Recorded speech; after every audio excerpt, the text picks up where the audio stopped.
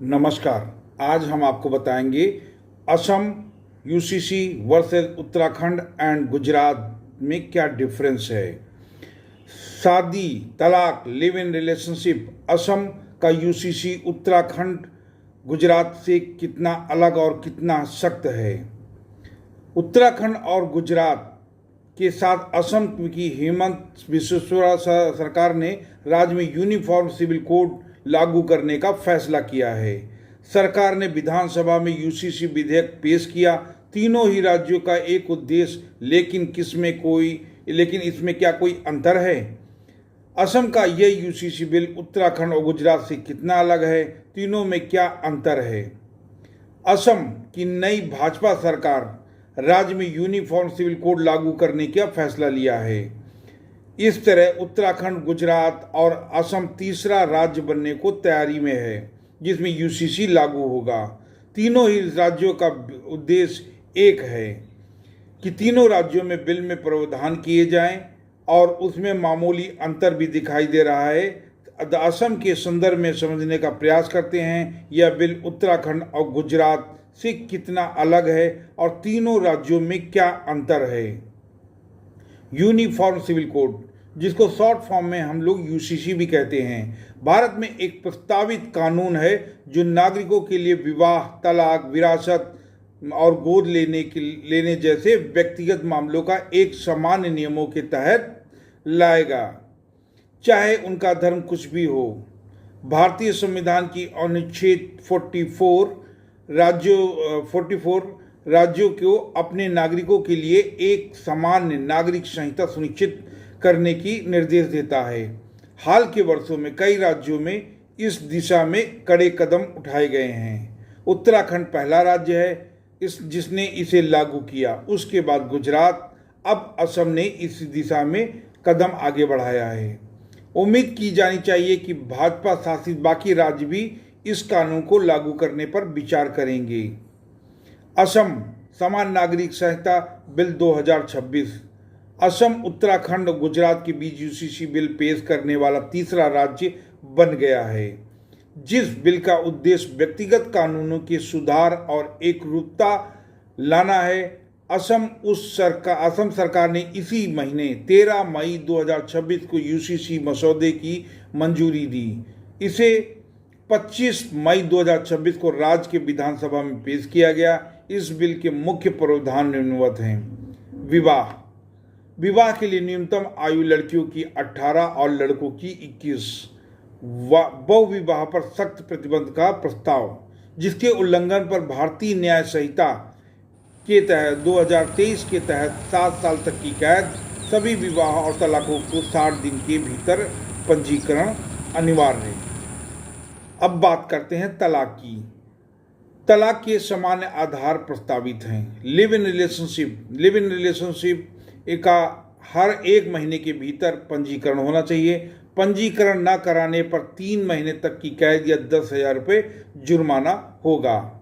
उत्तराधिकारी संपत्ति के बारे में उत्तराधिकार, संपत्ति के बंटवारे को लेकर लिंग समान नियम प्रस्तावित, जिसमें पति, बच्चों और माता पिता की श्रेणी 1 के उत्तराधिकारी के समान रूप में असमान अधिकार मिलेंगे।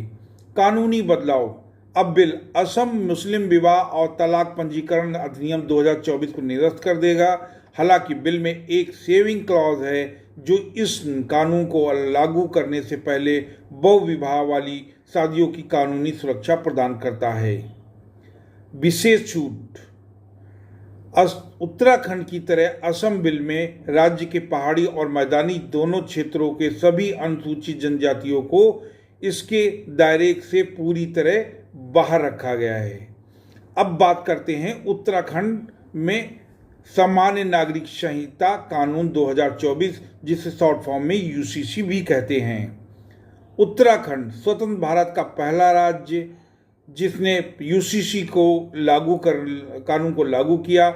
यह कानून राज्य के सभी निवासियों पर लागू होते हैं। 27 जनवरी 2025 से इस पूरे राज्य में लागू किए गए। राज्य सरकार ने सुप्रीम कोर्ट की पूर्व न्यायाधीश सेवानिवृत्त रंजना प्रकाश देसाई की अध्यक्षता में एक विशेष समिति का गठन किया। समिति ने 2 फरवरी 2024 को अपनी रिपोर्ट सौंपी और बिल 7 फरवरी 2024 को राज्य की विधानसभा में पारित हुआ। अब बात करते हैं उत्तराखंड में विवाह। सभी विवाह धर्मों की लड़कियों की विवाह योग्य जो आयु है वह 18 वर्ष और पुरुष की 21 वर्ष यानी लड़कों की 21 वर्ष। बहु विवाह पर पूरी तरह प्रतिबंध लगाया गया है। विवाह का पंजीकरण कराना अनिवार्य है। अब बात करते हैं तलाक की। तलाक के लिए सभी के लिए समान आधार होंगे। कोई भी विवाह अदालत के आदेश के बिना भंग नहीं किया जा सकता।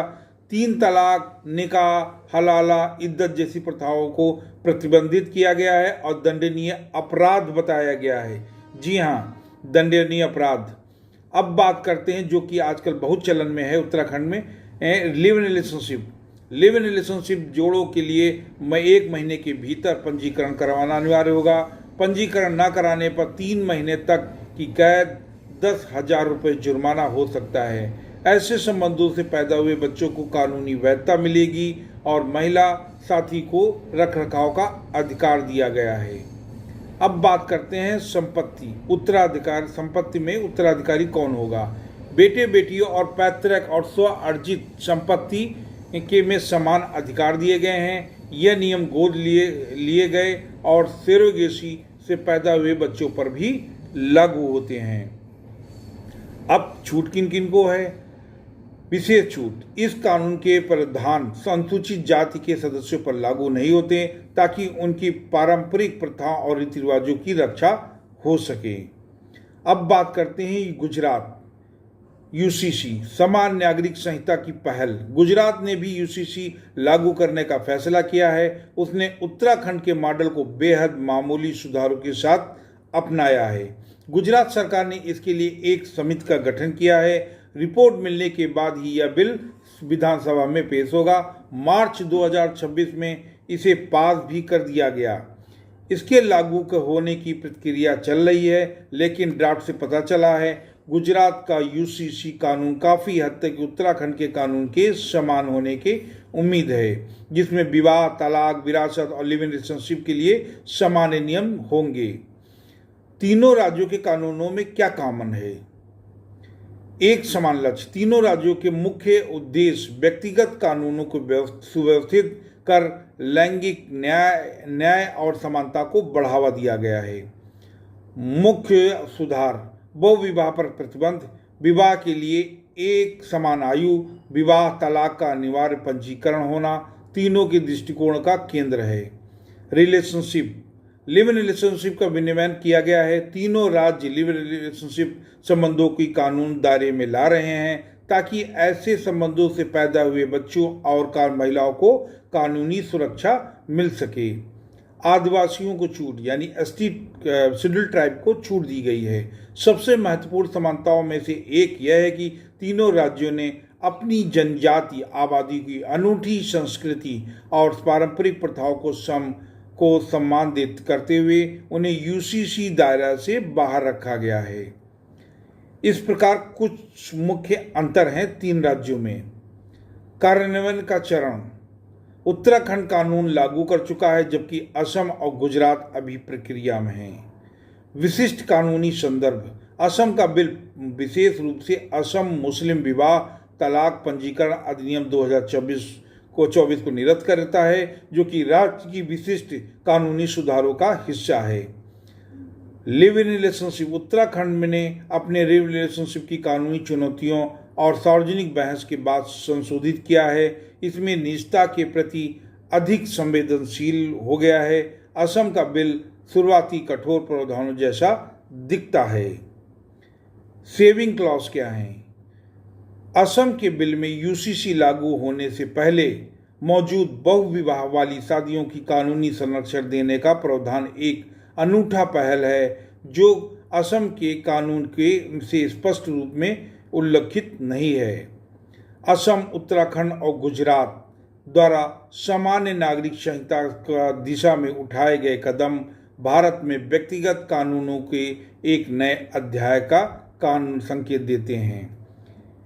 इन पहलों को मूल आधार लैंगिक समानता, कानूनी एकरूपता और सामाजिक सुधार भी है। हालांकि तीनों राज्यों के दृष्टिकोण में कानूनी समानता है। विशेष रूप से बहुविवाह पर प्रतिबंध, जनजातीय समुदायों को छूट देने के मामले में फिर भी कुछ सूक्ष्म अंतर मौजूद हैं जो उनके स्थानीय सामाजिक कानूनी संदर्भों को भी दर्शाते हैं। हमने आपको बताया तीनों राज्यों के यूसीसी कानून में क्या अंतर है, क्या समानता है, और तीनों राज्य यूसीसी कानून एक उत्तराखंड लागू कर चुका है और 2 की असम और गुजरात में ये प्रक्रिया अभी लंबित है, पर भविष्य में लागू हो जाएगी। इसी आधार पे उम्मीद करते हैं बीजेपी समर्थित जितने राज्यों में उनकी सरकार है यूसीसी कानून लागू होगा, जिससे सब लोगों को अपने अपने अधिकार जरूर मिलेंगे।